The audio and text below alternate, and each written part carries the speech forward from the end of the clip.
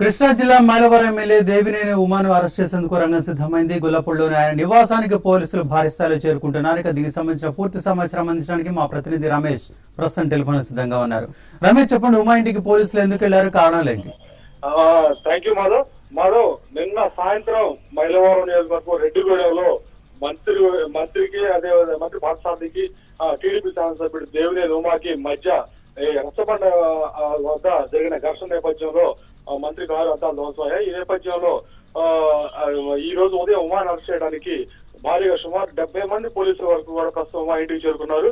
మరికొద్ది సేపట్లో ఉమాని ఇక్కడి నుంచి ఉమాని అరెస్ట్ చేసే అవకాశం ఉంది.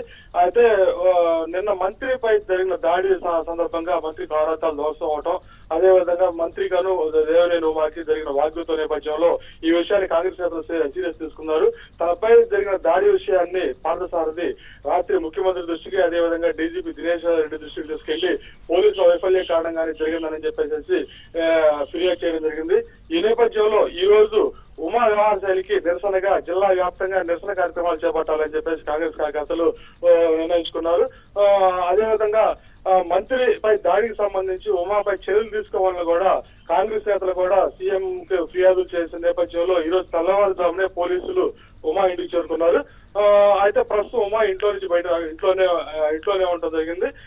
మరికొద్ది సేపట్లో ఉమా బయటికి రాగానే అరెస్ట్ చేయడానికి పోలీసులు సమాయత్తం అవుతున్నారు. Madhav. Right. Thank you very much, Ramesh.